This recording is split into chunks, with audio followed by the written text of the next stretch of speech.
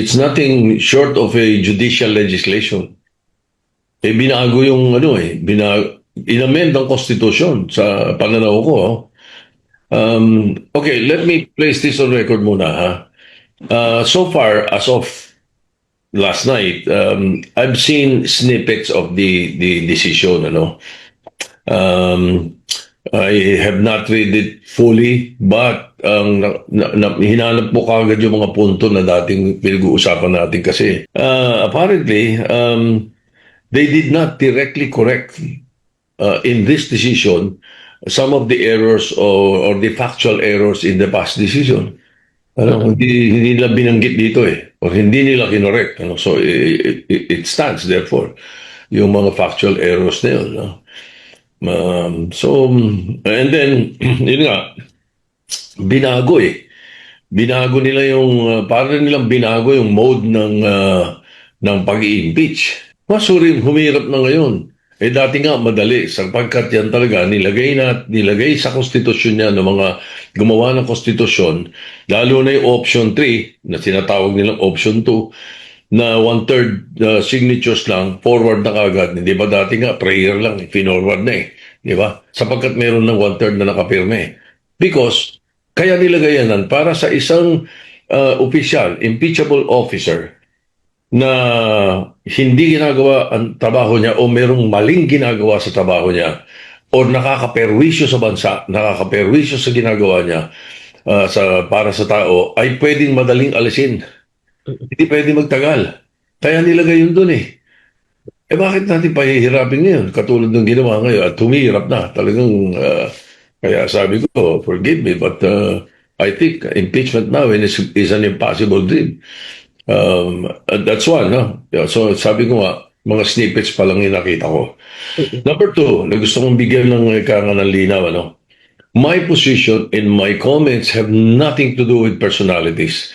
It has nothing to do with Vice President Sara. It is the principle. It is the principle of ang legislation ay sa Congress, hindi sa Supreme Court.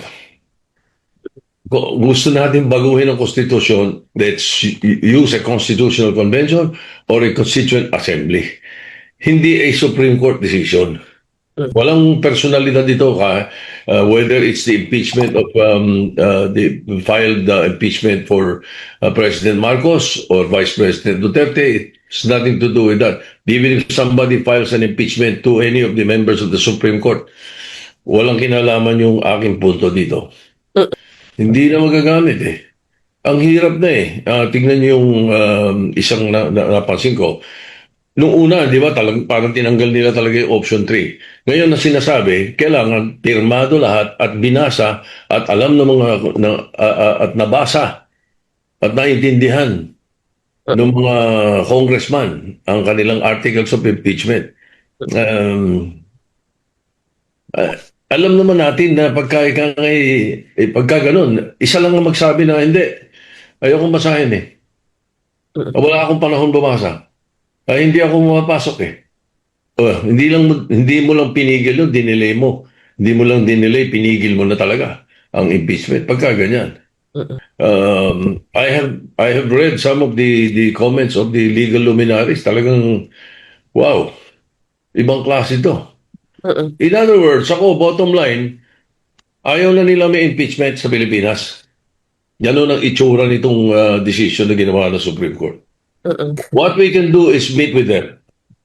I mean, Congress, House of Representatives. Okay. Usapan namin yan.